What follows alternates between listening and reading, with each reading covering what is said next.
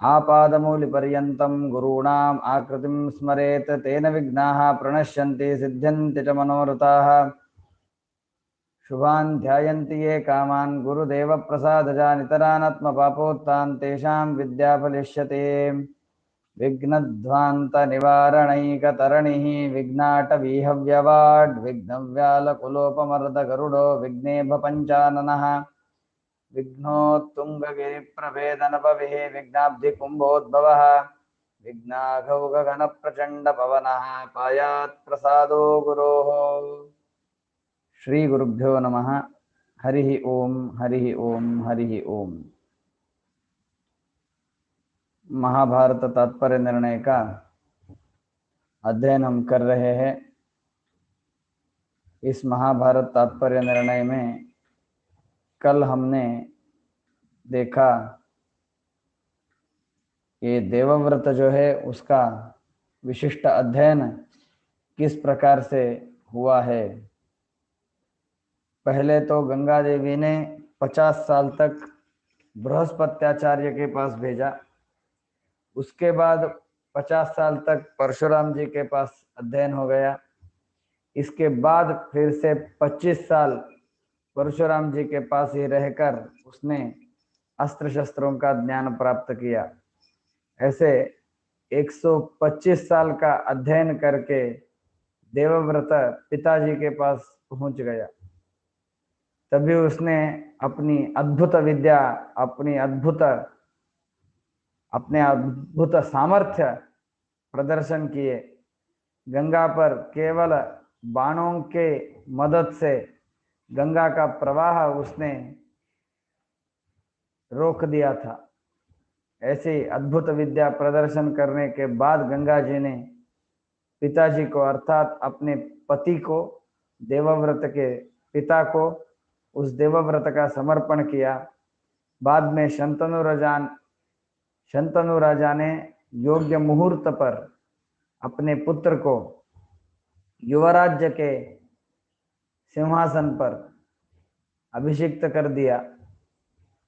ये अभी युवराज बना था। तभी इसको फिर से अध्ययन करने की इच्छा हो गई। इस कारण वो फिर से बृहस्पत्याचार्य के पास अध्ययन के लिए चला गया। तभी फिर से 50 साल का अध्ययन हो गया। फिर से परशुराम जी के पास आकर 25 साल का अस्त्रों का अध्ययन हो गया। उसके बाद परशुराम जी के पास रहकर 300 सालों तक का बहुत विस्तृत शास्त्र का अध्ययन इस देवव्रत ने किया। टोटल अपने जीवन में 500 सालों तक इस व्यक्ति ने अध्ययन कर दिया और अपने योग्यता के अनुसार वो सर्वज्ञ हो गया। इतना अद्भुत व्यक्तित्व उस महानुभाव का है, देवव्रत का है। इसीलिए ये ज्ञान के बल पर ही इनको अनुशासन पर्व इत्यादि में उपदेश करने का सौभाग्य मिला है। वो उपदेश भी बहुत अद्भुत है। ये सब उनके अध्ययन की करामत है। ये हम उनके उपदेश से जान सकते हैं। अभी हम नेक्स्ट कथा पढ़ेंगे। श्लोक नंबर 54, 53 तक हमने पढ़ा था। अभी हम श्लोक नंबर 54 के साथ आगे बढ़ेंगे। यदैव गंगा सुषुवेष्टमं सुतम् यदेव गंगा सुषुवेष्टं तदैव यातो मृगयां सशन्तनुः तदेव यातो मृगया सशन्तनुः शरद्वतो जातमपश्यदुत्तमम् शरद्गतो जातं पश्यदुत्तमम् वने विसृष्टं मिथुनं त्वयोनिजम् वने विसृष्टं मिथुनं त्वयोनिजम्। वने विशिष्टं मिथुनं तनौ विजयम्। यदैव गंगा सुषुवेष्टमं सुतं तदैव यातो मृगयां स शन्तनुः शरद्वतो जातमपश्यदुत्तमं वने विसृष्टं मिथुनं त्वयोनिजम्। अभी इसका अर्थ हम जानेंगे। गंगा देवी जब भी अष्टम पुत्र को पैदा कर रही थी, अर्थात अष्टम पुत्र का जनन हो रहा था, अष्टम पुत्र की उत्पत्ति हो रही थी, अर्थात ये देवव्रत की जब भी उत्पत्ति हो रही थी, देवव्रत जब भी पैदा हो रहा था, तब भी ये शंतनु महाराजा जो है वो घर में नहीं था। वो मृगयाम गतः, मृगया के लिए गया था, शिकार करने के लिए गया था। तभी शिकार तो वन में करते हैं, इसलिए वन में अरण्य में चला गया था। उस अरण्य में मिथुनम, एक मिथुन को देखा। मिथुन मतलब दो, एक बच्चा है एक बच्ची है, एक पुरुष है, एक पुरुष बालक है, एक स्त्री बालक है। ऐसे अब भी पैदा हुए बहुत छोटे बालक दोनों को देखा। वने विसृष्टम, कोई तो उन्हें उस अरण्य में छोड़ के गया था, माता पिताओं के साथ वे बच्चे नहीं थे। वने विसृष्टम मिथुनम, वो कैसे थे शास्त्र बताता है, मध्वाचार्य जी बता रहे हैं, महाभारत में भी आया है, अयोनिजम, स्त्री से उनकी उत्पत्ति हुई नहीं थी, इनकी कोई माता नहीं थी। पिता थे लेकिन माता नहीं थी। कौन थे पिता? शरद्वतो जातम, ये दोनों बच्चे शरद्वान ऋषि से पैदा हुए थे। एवंच शरद्वान ऋषि से पैदा हुए, उत्तमम, बहुत गुणशाली, योग्यता संपन्न, पुण्यशाली, ऐसे दो पुत्र, एक दो संतान, एक लड़का एक लड़की। अयोनिजम, माता रहित उत्पत्ति इनकी हुई थी। ऐसे मिथुन को इस शंतनु महाराजा ने देखा। ये शंतनु का पुत्र देवव्रत जो है, उसके सेम एज के लोग जो जो है उनकी पैदाइश अभी मध्वाचार्य जी कहते जा रहे हैं। इस श्लोक में कृपाचार्य और कृपी जी इनकी उत्पत्ति कह रहे हैं। जब भी गंगा अष्टम पुत्र को जन्म दे रही थी, देवव्रत को जन्म दे रही थी, उस काल में शंतनु महाराजा शिकार करने के लिए अरण्य में गया था।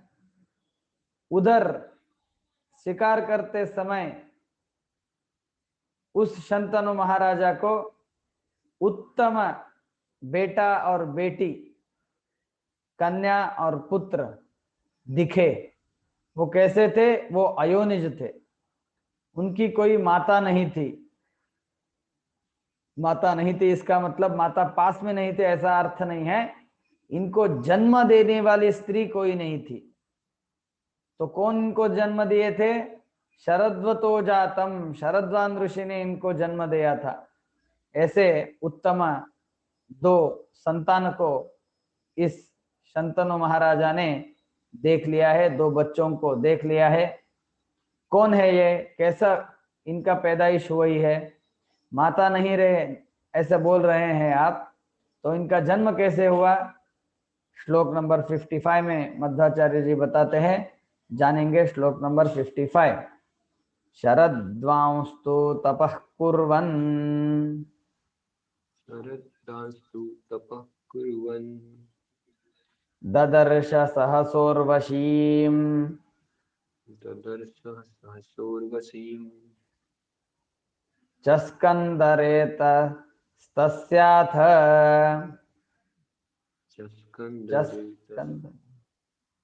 तस्याथ शरस्तम्बे ततोऽभवत्, शरस्तम्बे ततोऽभवत्, शरद्वांस्तु तपः कुर्वन् ददर्श सहसोर्वशीम्, चस्कन्दरेतस्तस्याथ शरस्तम्बे ततोऽभवत्। क्या हुआ था, इन पुत्रों का जन्म कैसे हुआ था, कह रहे हैं शरद्वान ऋषि एक बार तपश्चर्या कर रहे थे। इस तपश्चर्या के दौरान उन्होंने उर्वशी नामक एक अप्सरा को देख लिया। तभी उनका इंद्रिय निग्रह जो है वो खत्म हो गया। शरद्वान ऋषि संयम खो बैठे और उनका पतन, वीर्य पतन हो गया। तभी ये पुत्र और पुत्री जन्म लिए। किधर जन्म लिए? शरस्तंभे। शर, शर का मतलब है एक तृण विशेष, दर्भ। हम जिसे दर्भ बोलते हैं वैसे दर्भ उधर थे, उस पर इनका जन्म हो गया। इसी कारण इनकी माता जी नहीं है। यद्यपि शरद्वान ऋषि का ब्रह्मचर्य अर्थात संयम खत्म हो गया था, लेकिन स्त्री संग हुआ नहीं है। शरद्वान ऋषि जी तपश्चर्या कर रहे थे, उन्होंने उधर उर्वशी को देखा। उर्वशी को देखते ही उनका संयम वो खो बैठे और इधर पुत्र और पुत्री की उत्पत्ति हुई। यही दो पुत्र जो है वो अरण्य में, ये शंतनु महाराजा आएगा इस ज्ञान से दूर से देखते हुए एक मार्ग पर बेटा और बेटी को रखे हुए थे शरद्वान ऋषि, और तभी ही शंतनु राजा आया और उसने अपने गोद में उनको ले लिया। इसी प्रकार ये दो बेटे जो है, बच्चे जो हैं, वो अयोनिज होकर माता रहित जन्म पाने वाले हो गए। जगत में ऐसे व्यक्ति विरल है, कम है ही नहीं, ऐसा नहीं है। जगत में, पुराण में हम ऐसे लोगों की पैदाइश देखते हैं। भगवान के अद्भुत सामर्थ्य, उन दिनों का, उस काल के लोगों का अद्भुत सामर्थ्य जो है वो इधर हमें देखने को मिलता है। एवंच इस प्रकार ये इस दोनों पुत्रों की, बच्चों की उत्पत्ति हो गई है। ये कौन है, क्यों पैदा हुए हैं, कौन से महानुभाव है, ये हमें नेक्स्ट श्लोक में मध्वाचार्य जी बता रहे हैं। देखेंगे श्लोक नंबर 56। विष्कंभो नाम रुद्राणाम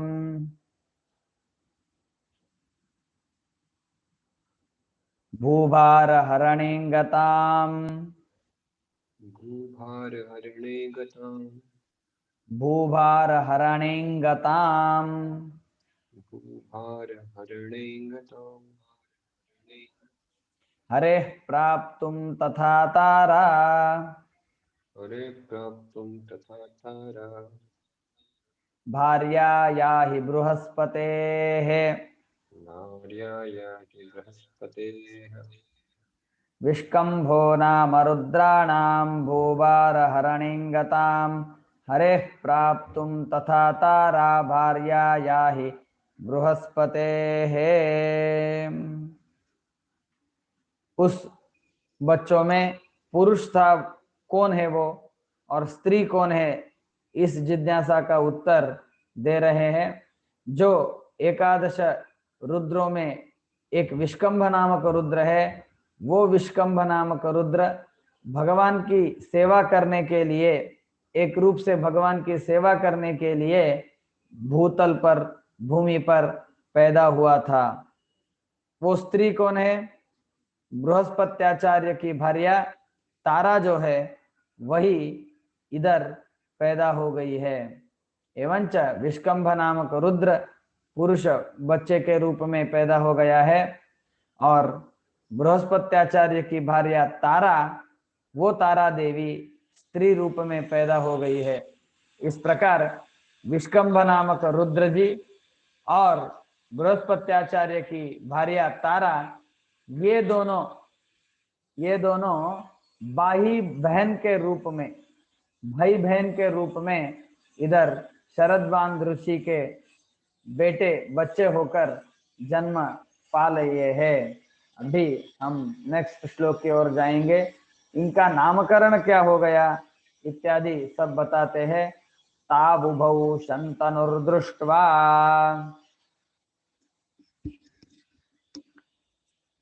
ताबुभौ शन्तनुर्दृष्ट्वा बहु सन्तनु दृष्ट्वा कृपाविष्टः स्वकं गृहम् आविष्टं सुखं गृहम्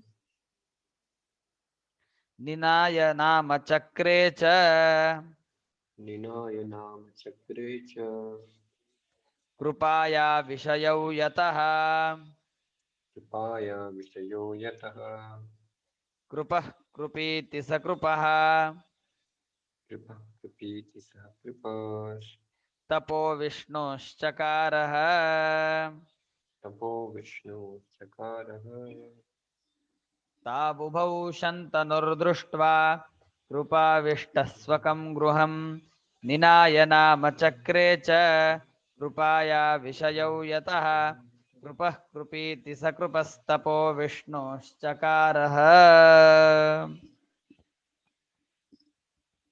इन दोनों बच्चों को शंतनु महाराजा ने देख लिया और इस शंतनु के मन में इन बच्चों के विषय में कृपा उत्पन्न हो गई, अनुग्रह उत्पन्न हो गया।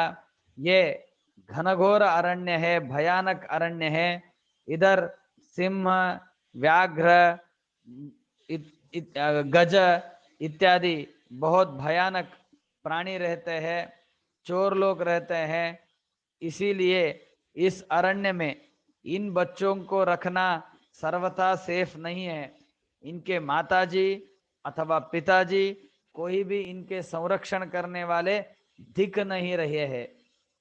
जब भी इनके माताजी पिताजी नहीं होंगे तो इनका पोषण कौन करेगा, इनको दूध इत्यादि कौन पिलाएगा। इसीलिए इनका बचना ही नामुमकिन हो जाएगा। इतना ही नहीं, कोई प्राणी आकर इन्हें खा लिए तो इनकी गति क्या होगी। भूत पिशाच इत्यादि इनकी बाधा हो गई तो इनका क्या होगा। इसीलिए ये इधर अरण्य में कदापि सेफ नहीं है। इनका रक्षण में करना आवश्यक है। मैं राजा हूं, राजा प्रजा का परिपालन करना मेरा आद्य कर्तव्य है। इस कर्तव्य को मुद्दे मायने रखते हुए, ध्यान में रखते हुए ये मेरे कृपा के विषय हो गए हैं। इसी अभिप्राय से इन दोनों बच्चों को पोसने के लिए, पालन करने के लिए ये शंतनु राजा अपने घर में लेके आया। कृपाविष्ट स्वकम गृहम निनाय नाम चक्रे च, इनका नामकरण भी इसने ही किया। शंतनु महाराजा ने ही इन दोनों का नामकरण किया। क्या किया, कृपा और कृपी।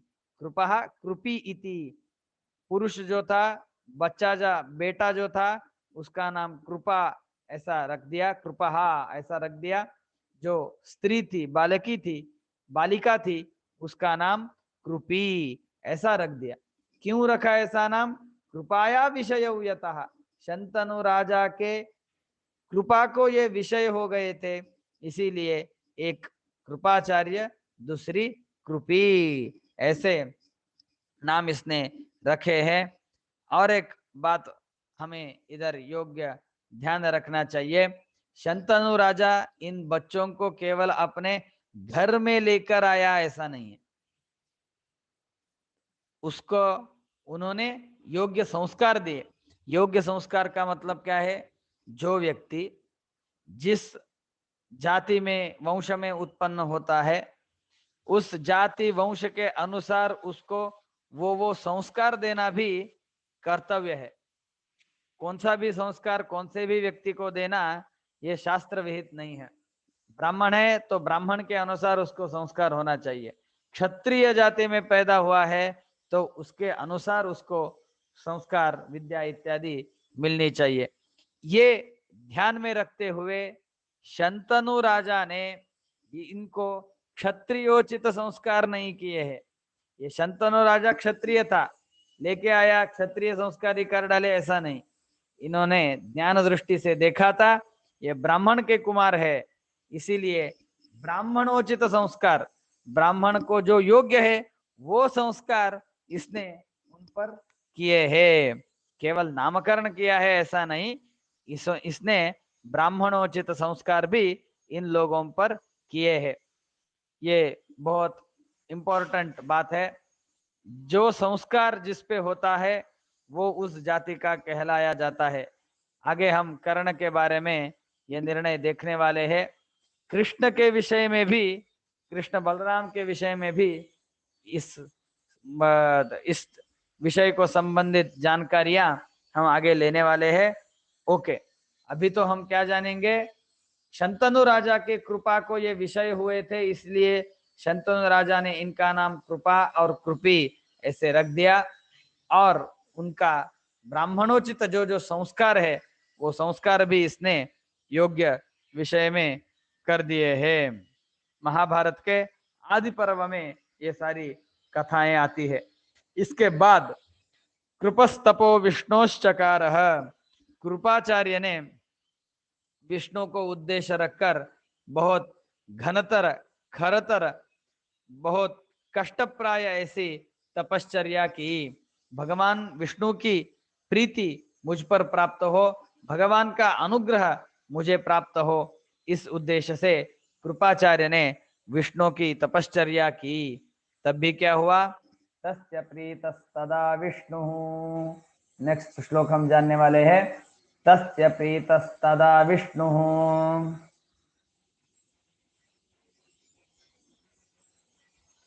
सर्वलोकेश्वरेश्वरः सर्वलोकेश्वरेश्वरः तस्य प्रीतस्तदा विष्णुः तस्य प्रीतस्तदा विष्णुः सर्वलोकेश्वरेश्वरः सर्वलोकेश्वरेश्वरः प्रादाद् एष्यत् सप्तर्षित्वम् प्रादादेश्यत् सप्तर्षित्वम् आयुः कल्पान्तमेव च आयुः कल्पान्तमेव च स्वशन्तनुगृहे तिष्ठन् स्वसन्तनुगृहे तिष्ठन् स्वशन्तनुगृहे तिष्ठन् स्वसन्तनुगृहे तिष्ठन् देवव्रतसखाभवत् देवव्रतसखाभवत् देवव्रतसखाभवत् देवव्रतसखाभवत् तस्य प्रीतस्तदा विष्णुः सर्वलोकेश्वरेश्वरः प्रादादेश्यत् सप्तर्षित्वम् आयुः कल्पान्तमेव च सशन्तनुगृहे तिष्ठन् देवव्रतसखाभवत्। जब भी कृपाचार्य ने विष्णु की तपश्चर्या की तभी विष्णु जी उन पर संतुष्ट हो गए और कृपाचार्य को आशीर्वाद दिया। सर्वलोकेश्वरेश्वर, सर्वलोकों के अधिपति, अनेक लोक जो है, भूलोक भुआलोक स्वहा महा इत्यादि जो जो जो लोक है, उन सभी लोगों का अधिपति है भगवान विष्णु। उस भगवान विष्णु ने इन कृपाचार्य को एक आशीर्वाद दिया, आप दीर्घायुषी हो जाएंगे, कल्पांत आयुष्य आपका रहेगा। कल्पांत आयुष्य का मतलब है वैवस्वत मनवंतर की समाप्ति तक आपका आयुष्य रहेगा।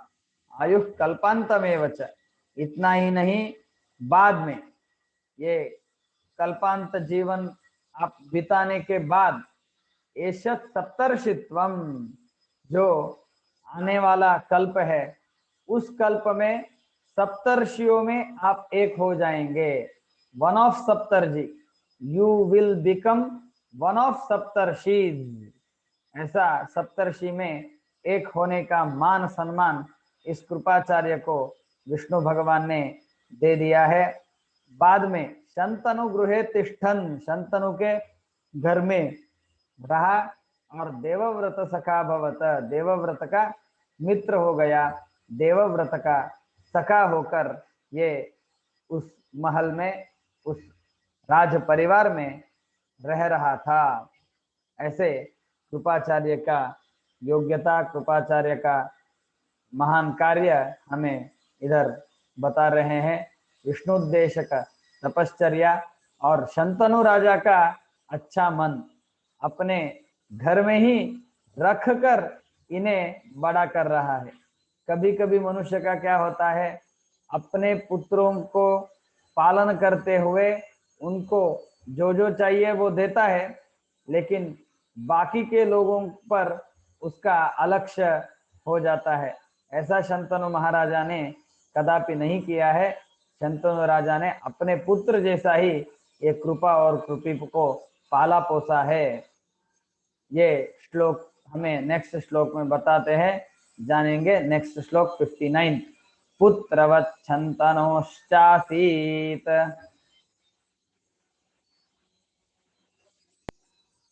पुत्रवत् शंतनोश्चासीत्, पुत्रवच्छन्तनो सासीत। स च पुत्रवदेव तत्, स च पुत्रवदेव तथा। स च पुत्रवदेव तत्। स च पुत्रवदेव तत्। मिथुनं पालयामास, मिथुनं पालयामास। सकृपोस्त्राण्यव्याप च, कृपोस्त्राण्यवाप च। ये दोनों शंतनु राजा के बेटे जैसे ही थे। कोई भेदभाव करके इनको ये अपने राज्य में अथवा अपने महल में नहीं रखा था। अपने पुत्र को जितना प्रेम करना है उतना ही प्रेम इन दोनों बच्चों पर शंतनु महाराजा कर रहा था। तहा कृपा, वो कृपाचार्य जो है वो अध्ययन कर रहे थे। उन्होंने भी अस्त्रों का अध्ययन किया। कृपो अस्त्राणि अवापच, अस्त्र ये इसने सीखे हैं। किनसे सीखे हैं इसने अस्त्र कृपाचार्य ने? यह हमें 60th श्लोक में मध्वाचार्य जी बता रहे हैं। नेक्स्ट श्लोक जानेंगे। सर्ववेदान अधिजगौ, सर्ववेदान् अधिजगौ। सर्वशास्त्राणि कौशिकात्, सर्वशास्त्राणि कौशिकात्। सर्ववेदान अधिजगौ, सर्ववेदान् अधिजगौ। सर्वशास्त्राणि कौशिकात्, सर्वशास्त्राणि कौशिकात्। तत्वज्ञानं तथा व्यासात्, तत्त्वज्ञानं तथा व्यासाद्। आप्य सर्वज्ञतां गतः, आप्य सर्वगतां गतः। सर्ववेदान् अधिजगौ सर्वशास्त्राणि कौशिकात्, तत्वज्ञानं तथा व्यासात्, आप्य सर्वज्ञतां गतः। सर्व वेदों का अध्ययन अपने योग्यता के अनुसार इस कृपाचार्य ने किए हैं। सर्वशास्त्राणि कौशिकात्, सर्व शास्त्रों का ज्ञान विश्वामित्र ऋषि से प्राप्त किया है। कौशिकात्, विश्वामित्र ऋषि से इन्होंने वेद और शास्त्रों का ज्ञान प्राप्त किया है। इसके बाद साक्षात वेदव्यास जी के पास जाकर कृपाचार्य ने तत्व ज्ञान प्राप्त कर दिया है। तत्वज्ञानम तथा व्यासात आप्य, इतना वेदों का ज्ञान, शास्त्रों का ज्ञान, तत्व ज्ञान, इन सभी का ज्ञान लेकर ये कृपाचार्य अपने योग्यता के अनुसार सर्वज्ञ हो गए। सर्वज्ञताम गतः। अभी श्लोक नंबर 61 देखेंगे। दूसरे व्यक्ति की उत्पत्ति हमें इधर कह रहे हैं द्रोणाचार्य जी। ये शंतनु के पुत्र देवव्रत जो है उनके समान वयस्क है कृपाचार्य और कृपी। ये कहा अभी द्रोणाचार्य भी इनके ही एज के हैं, ये कहने के लिए इन द्रोणाचार्य की कथा हमें मध्वाचार्य जी कहते हैं। श्लोक नंबर 61 देखेंगे।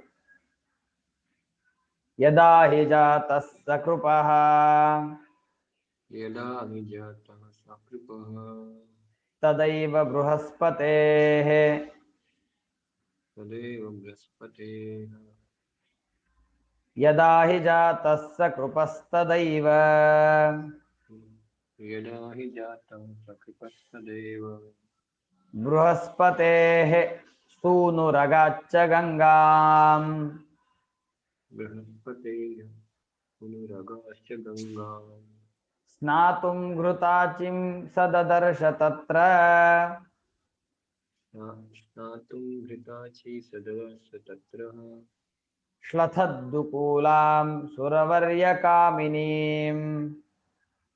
पथत्कुलां सुरवर्यकामिनीम् यदा हि जातः सकृपस्तदैव बृहस्पतेः सूनुरगाच्च गंगाम् स्नातुं घृताचीं सददर्श तत्र श्लथद्दुकूलां सुरवर्यकामिनीम्।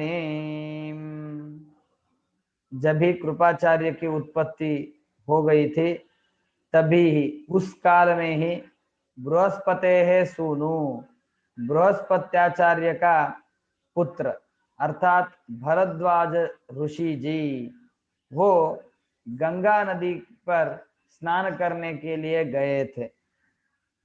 तभी कर्म धर्म संयोग से उधर घृताची नामक एक अप्सरा स्त्री आकर गंगा नदी में स्नान कर रही थी। स्नान करते हुए घृताची को देखकर ये बृहस्पत्याचार्य के पुत्र जो भरद्वाज ऋषि है उनका संयम खो गया। इसी समय द्रोणाचार्य जी की उत्पत्ति होती है ऐसे हमें बता रहे हैं। इस श्लोक में क्या बता रहे हैं? जब भी कृपाचार्य की उत्पत्ति हुई उसी काल में दूसरी ओर बृहस्पत्याचार्य के पुत्र भरद्वाज ऋषि गंगा नदी में स्नान करने के लिए जा रहे थे। तभी उधर घृताची नामक अप्सरा स्त्री पहले से ही आकर स्नान कर रही थी।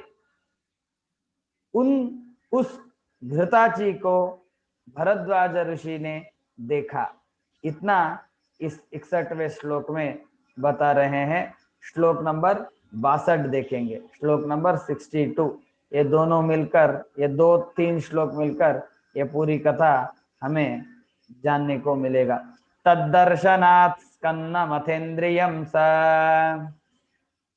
तद्दर्शनात् स्कन्दमथेन्द्रियं स द्रोणे दधाराशु ततोऽभवत् स्वयम् द्रोणे दधारासु ततो भवत् स्वयम् अम्भोजजावेशयुतो बृहस्पतिः अम्भोजजावेशयुतो बृहस्पतिः कर्तुं हरेः कर्म भुवो भरोद्धृतौ क्रतुं हरे कर्म भुवो भरोद्धृतौ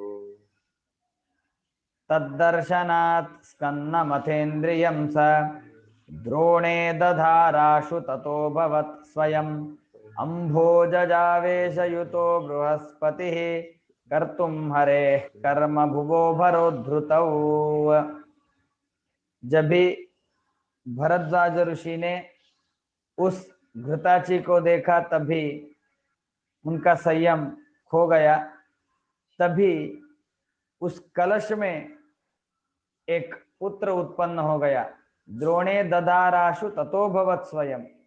अपना रेतस जो है उन्होंने अपने साथ जो द्रोण था अर्थात घट था उस घट में वो धारण किया।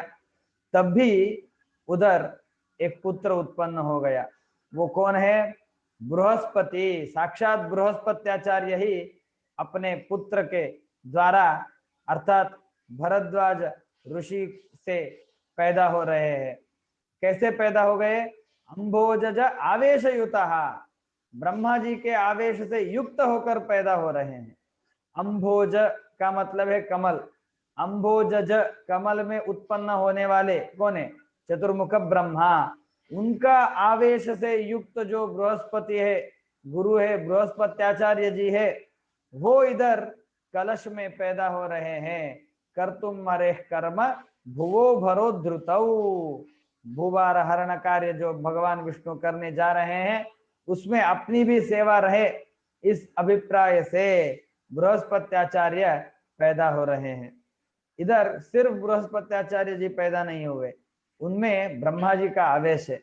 इसका कारण हम ऐसे जान सकते हैं, ये जो व्यक्ति है बृहस्पत्याचार्य द्रोणाचार्य, आगे जाकर पांडवों के गुरु होने वाले हैं। पांडवों में भीम और अर्जुन है। ये भीम कौन है? भीम साक्षात मरुत पुत्र है, वायु है। इंद्र कौन है? इंद्र वो अर्जुन का अवतार है। एक और वायु का अवतार एक व्यक्ति है, दूसरा इंद्र का अवतार है। इन दोनों को पाठ सिखाने की योग्यता जो है वो बृहस्पत्याचार्य को नहीं है। हम तारतम्य कक्षा में जाने तो ये बृहस्पत्याचार्य बहुत नीचे वाले स्थान में आते हैं और इंद्र और मुख्य प्राण वायु जो है वो कक्षा में बहुत टॉप लेवल पर आते हैं। एवंच योग्यता में बड़े हुए ये इंद्र और मरुत्पुत्र को अर्थात अर्जुन और भीमसेन को सिखाना इन बृहस्पत्याचार्य की बस की बात नहीं थी, योग्यता नहीं थी। इसीलिए इनको ये योग्यता मिले, इनको इंद्र और मुख्य प्राण को सिखाने की योग्यता मिले, अर्थात लोक दृष्टया इनका द्रोणाचार्य का भीमार्जुन प्रति गुरुत्व प्राप्त हो, इसलिए ब्रह्मा जी ने इस बृहस्पत्याचार्य रूपी द्रोणाचार्य में आवेश अपना कर डाला था। अंभोज जावेश युतो बृहस्पति ही कर्तुम हरे कर्म भुवो भरो ध्रुतौ। और एक बात इधर व्याख्यानकार हमें बताते हैं, द्रोणाचार्य जी, हमें सबको ऐसा लगता है द्रोण का मतलब हम ऐसे छोटे छोटे छोटे बाउल जैसे रहने वाला एक पात्र विशेष है, एक वेसल, उसमें ये पैदा हुए, ऐसा हमें लगता है, लेकिन ऐसा है नहीं। वो किधर पैदा हो गए हैं? घट में पैदा हुए। घट को द्रोण भी कहा जाता है, द्रोण माठर ऐसा कहा जाता है। इसीलिए हमें योग्य रीति से जानना चाहिए, द्रोण मतलब एक छोटे बाउल में पैदा हुए हैं ऐसा नहीं। अपने साथ ये भरद्वाज ऋषि स्नान के लिए घट इत्यादि लेकर गए थे, तभी घृताची को देखकर संयम खो बैठे और घट में ये बृहस्पत्याचार्य पैदा हो गए हैं। उनका नाम द्रोणाचार्य क्यों रखा, ये नेक्स्ट श्लोक में बोलते हैं। द्रोणेति नामास्य चकार तातो, द्रोणेति नामस्य चकार तातो, मुनिर्भरद्वाज उतास्य वेदान्, मुनिर्भरद्वाज उतास्य वेदान्, अध्यापयामास सशास्त्र संघान्, अध्यापमास सशस्त्र संज्ञान्, सर्वज्ञतामाप च सोचिरेण, सर्वज्ञतामाप च सोचिरेण, द्रोणेति नामास्य चकार तातो, मुनिर्भरद्वाज उतास्य वेदान्, अध्यापयामास सशास्त्र संघान्, सर्वज्ञतामाप च सोचिरेण। ये द्रोण में पैदा हो गए, अर्थात एक कलश में पैदा हो गए हैं, इसलिए इनका नाम द्रोणाचार्य ऐसे भरद्वाज ऋषि ने रखा है। द्रोणेति नाम अस्य चकार, कहा चकार? मुनिर भरद्वाज ताता चकार, पिता ने ही इनका नामकरण किया है। आगे पिछली कथा में कृपाचार्य कृपी, इनके कथा में अलग व्यक्ति ने अर्थात शंतनु राजा ने इनका नामकरण किया था। इधर ऐसा नहीं है, इधर साक्षात द्रोणाचार्य ने ही, द्रोणाचार्य ऐसा नाम इनके पिता भरद्वाज ऋषि ने रखा है। और योग्य काल में इन द्रोणाचार्य को वेद का शिक्षण भी भरद्वाज ऋषि ने ही करवाया है। भरद्वाज ऋषि के द्वारा द्रोणाचार्य का अध्ययन हो रहा है।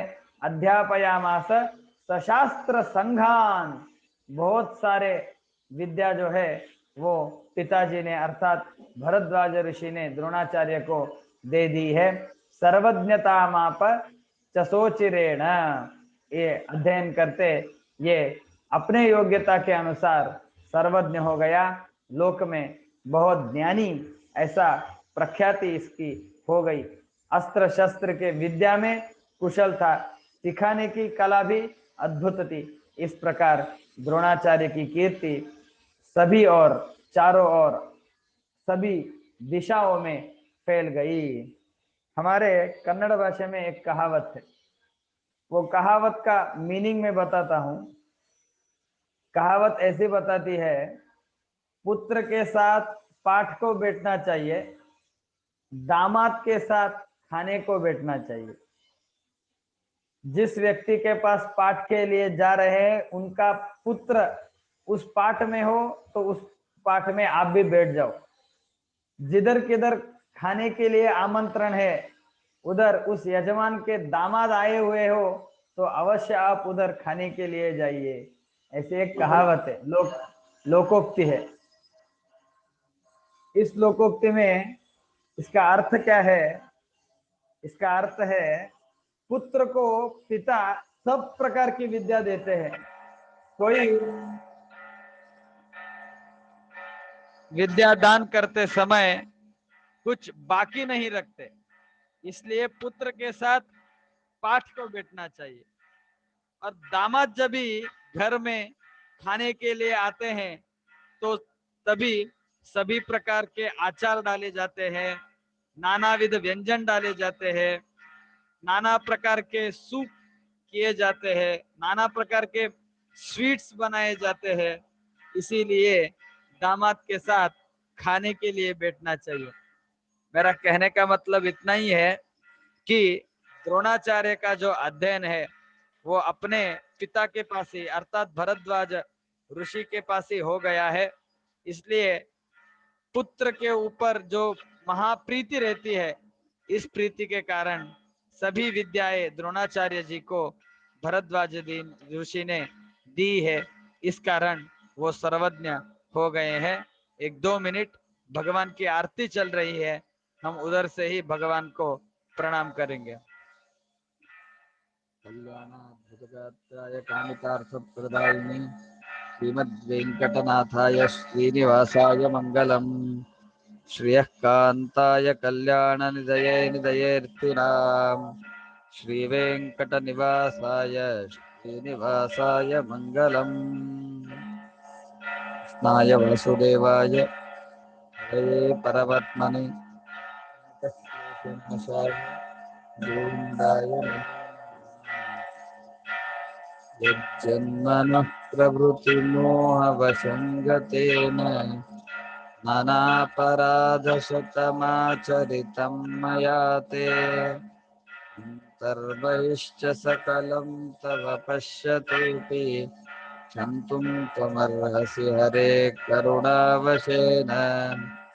कर्मणा मनसा वाचा या चेष्टा मम नित्यशः केशवाराधने सा स्यात् जन्म जन्मान्तरेष्वपि। आशामदप्रभृतिसिंहवृकादिसत्त्वा निर्णीटतो भवभयङ्करकाननेऽस्मिन् पञ्चेषु चोरऋतबोधसुवित्तकस्य वासिष्ठकृष्णमनुदेहि करावलम्बम्। अम्नाय विस्तरविशारदशारदेश भूतादिपादिस्वरसंस्तुतपादपद्म योगीश योगिहृदयामलकञ्जवास वासिष्ठकृष्णदेहि करावलम्बम्। गोष्ठीश विग्रह सुनिष्ठीवनोद्धतविशिष्टाम्बुचारि जलधे पुष्टान्तरहित विचेष्टागमौघपर निष्पीडितत्वमवमान् चेष्टार्कसूनुमनुचेष्टार्थमात्मवेद तिष्ठो युगान्तसमये श्रेष्ठात्मशृङ्गधृतकाष्ठाम्बुवाहन पराष्टापदप्रवतनो खण्डी भवद्बहुलडिण्डीरजृम्भणसुचण्डीकृतो दधिमः काण्डात्यचित्रगति शौण्डाद्य हैमरद भाण्डा प्रमेय चरित। ओम स्वस्ति। ओम स्वस्ति। बृहस्पत्याचार्य के पुत्र भरद्वाज ऋषि। इन भरद्वाज ऋषि में ही बृहस्पत्याचार्य द्रोणाचार्य के रूप से पैदा हो गए हैं। तभी इनका पैदाइश, उसके बाद अध्ययन और अध्ययन से सर्वज्ञता इत्यादि सब विचार मध्वाचार्य जी ने हमें इधर कहे हैं। उसके बाद ये द्रोणाचार्य भी अयोनिज है, इनकी माता कोई नहीं है। यद्यपि भरद्वाज ऋषि को घृताची को देखकर विकार हुआ, लेकिन उस विकार के कारण उनका संग उस घृताची से नहीं हुआ है, केवल उनका रेतः पतन हुआ है। उस कारण उधर ही बृहस्पत्याचार्य जी ब्रह्मा जी के आवेश से युक्त होकर पैदा हो गए हैं। ऐसे अयोनिज पुत्र है द्रोणाचार्य भी। कृपाचार्य कृपी भी अयोनिज है, इधर द्रोणाचार्य भी अयोनिज होके ही पैदा हो गए हैं। अभी नेक्स्ट एक कथा आती है द्रुपद महाराज। वो द्रुपद महाराज भी अयोनिज है, ये कहते हैं श्लोक नंबर 64।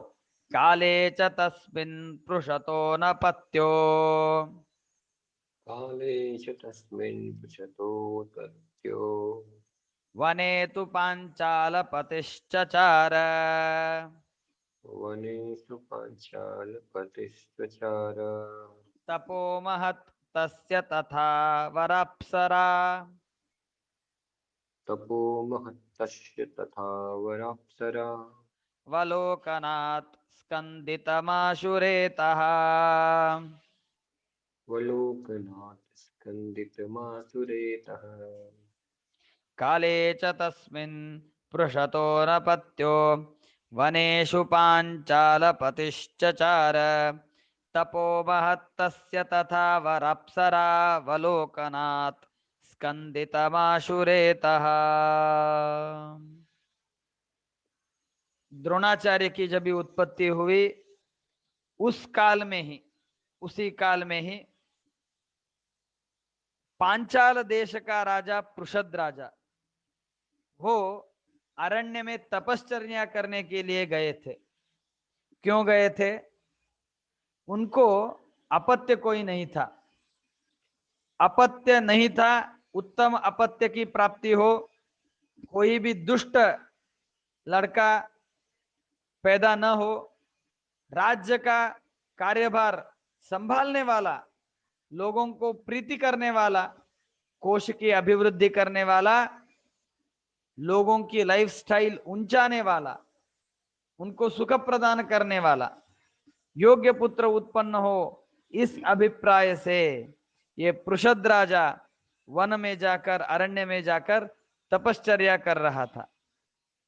उस तपश्चर्या करते समय इनको भी, इस पृषद राजा को भी एक अप्सरा स्त्री का दर्शन हो गया।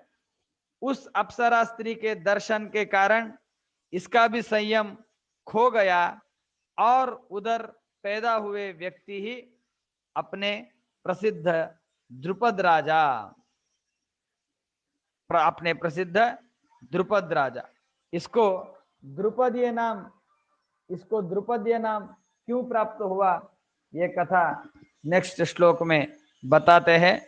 श्लोक नंबर 65 देखेंगे। सतद्विलज्जावशतः पदेन सततलज्जावसतः वशतः पदेन पदेन समाक्रमत्तस्य बभूव सूनुः समाक्रमत्तस्य बभूव सूनुः सतद्विलज्जावशतः पदेन सतद्विलज्य वसत पदेन समाक्रमत् तस्य बभूव सूनुः। समाक्रमत्तस्य बभूव सूनुः। हुहूतु नाम्ना सविरिञ्च गायको। अहूतु नाम्ना सविरिञ्च गायको। इधर हहू ऐसा प्रिंट हुआ है, लेकिन ये थोड़ा हमने ठीक करना चाहिए, ये हूहू करके होना चाहिए। हूहू तो नामना सविरिंच गायको। अहूतु नाम्ना सविरिञ्च गायको। नामना वहो यो मरुतां तदंशयुक। नाम्ना वहोयो मरुतां तदंसयुक। सतद्विलज्जावसतः पदेन समाक्रमत्तस्य बभूव सूनुः। हुहूतु नाम्ना सविरिञ्च गायको। नाम्ना वहो यो मरुतां तदंशयुक। जब ये सब घटना घटी, द्रुपद राज, एक मिनट,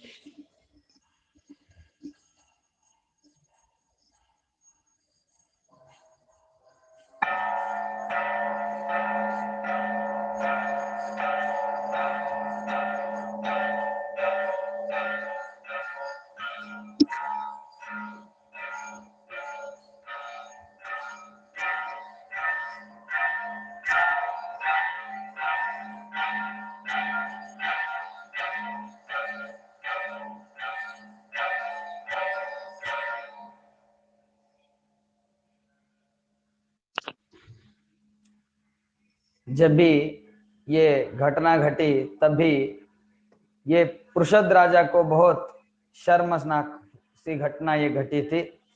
तपश्चर्या के लिए गया था, सिर्फ सिर्फ अप्सरा स्त्री के दर्शन से इसका संयम खो गया था। ये घटना जो है वो पृषद राजा के लिए बहुत शर्मनाक सी घटना थी। इसलिए स विलज्जावशतः पदेन समाक्रमत, अपना जो रेतस है वो उसने अपने पैर से घिसा। इसी कारण उधर एक पुत्र उत्पन्न हो गया, उसका ही नाम है द्रुपद। द्रुपद तपोमहत् तस्य तथा विलज्जावशतः पदेन समाक्रमत् तस्य बभूव सूनुः। इसी कारण उधर पुत्र पैदा हो गया है। वो कौन है? हुहू नामना, जो ब्रह्मा जी के सभा में गान गाते हैं उन्हें गंधर्व कहते हैं। इन गंधर्वों में एक है हुहू गंधर्व। वो हुहू गंधर्व जो है वो आवह नाम के मरुत के अंश से युक्त होकर इधर पैदा हो रहा है। एवंच द्रुपद राजा कौन है? हुहू गायक गंधर्व, मरुत का आवेश, आवह नाम के मरुत के आवेश से युक्त होने वाले हुहू गंधर्व ही इधर वो ये द्रुपद राजा कह के उत्पन्न हो रहे हैं। इनका अध्ययन किधर हो रहा है ये नेक्स्ट श्लोक में बता रहे हैं। हम नेक्स्ट श्लोक 66 देखेंगे। सद्रोणतातात् समवाप्य वेदान्। तद्रोणतातात् समवाप्य वेदान्। सद्रोणतातात् समवाप वेदान्। तद्रोणतातात् समवाप वेदान्। अस्त्राणि विद्याश्च तथा समस्ताः। अस्त्राणि विद्याश्च तथा समस्ताः।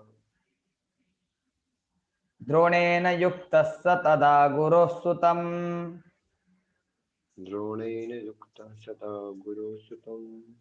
सहैव नौ राज्यमिति ह्यवादीत्। सहेव नो राज्यमिति ह्यवादीत्। सद्रोणतातात् समवाप वेदान्। अस्त्राणि विद्याश्च तथा समस्ताः। द्रोणेन युक्तः स तदा गुरोः सुतं। सहैव नौ राज्यमिति ह्यवादीत्। इनका भी अध्ययन द्रोणाचार्य के पिताजी के पास अर्थात भरद्वाज ऋषि के पास ही हुआ है। द्रोणाचार्य के साथ ही हुआ है। मैंने लास्ट बार कहा था कि पुत्र के साथ अध्ययन के लिए बैठना चाहिए। ऐसा ही हुआ। द्रोणाचार्य अपने पिता के पास, भरद्वाज ऋषि के पास अध्ययन के लिए थे, तभी ही उधर द्रुपद राजा भी अध्ययन के लिए आ गया। एवं भरद्वाज ऋषि ने द्रोणाचार्य को और इस द्रुपद राजा को, दोनों को मिलके ही सिखाया है। समवाप वेदान, द्रोणाचार्य के पिताजी ने इनको, भरद्वाज ऋषि ने वेदों का अध्ययन करवाया है। अस्त्र विद्या भी इनको दी है। अस्त्र विद्या समस्ता, बहुत सारी अस्त्र विद्या इसने प्राप्त की है। एक बार द्रोणाचार्य से युक्त होकर पाठ के पश्चात जो फ्री टाइम मिलता है, तभी ये दोनों बातचीत कर रहे थे। बातचीत करते समय ये द्रुपद राजा ने कहा, मेरे पिताजी जो है पृषद राजा, वो बहुत बड़े पांचाल देश के अधिपति है, हम पांचाल देश के राजा है। तो इधर जब भी मैं अध्ययन की समाप्ति करूंगा और इधर से बाहर जाऊंगा तो मैं युवराज हो जाऊंगा, उसके बाद एक दिन मैं राजा बन जाऊंगा। मेरे पिता मुझे सिंहासन पर बिठाकर राजा के हैसियत देंगे, तभी ये जो राज्य रहेगा वो तेरा और मेरा रहेगा, क्योंकि हम दोनों फ्रेंड है, तो वी विल शेयर इट। ऐसा उस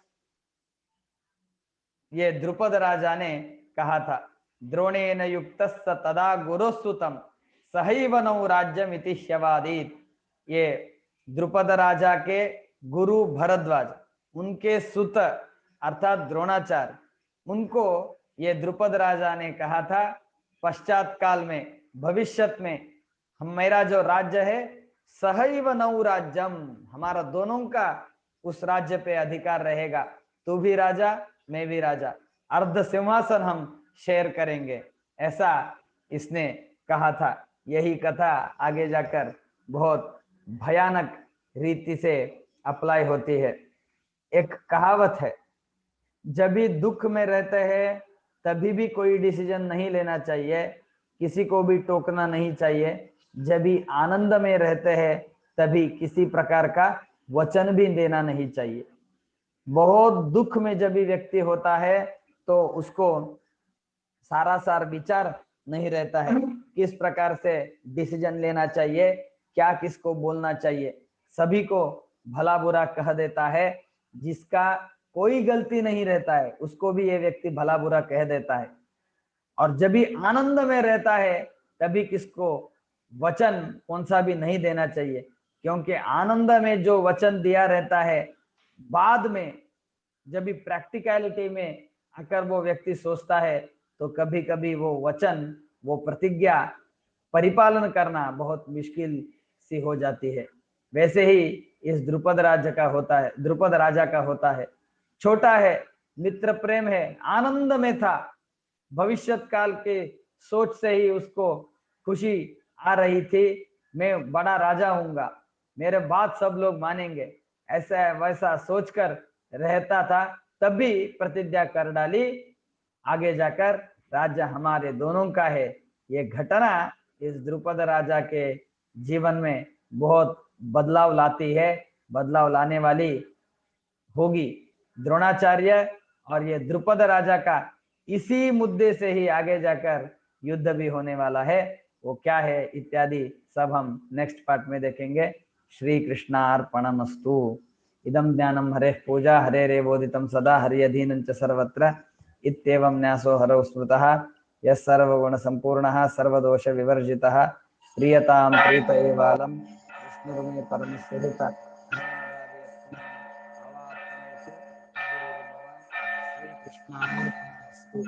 हरे नमः। नमस्कार। गुरु जी, ये जो हु करके जो यहाँ पर आया है उदाहरण, ये भागवतम में जो हु, लेकिन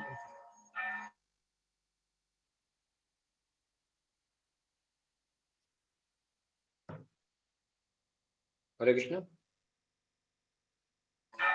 एक ही मिनट, जस्ट 1 मिनट।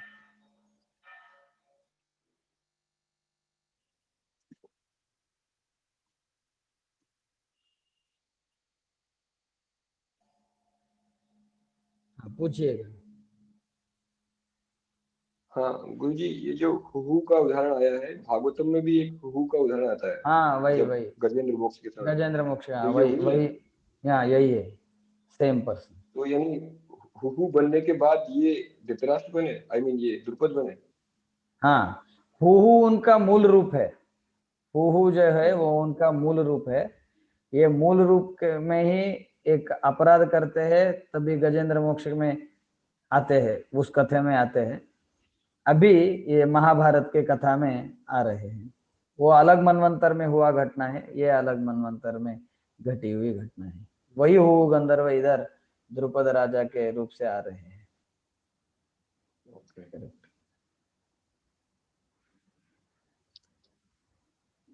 गुरु जी, एक ये बृहस्पति हम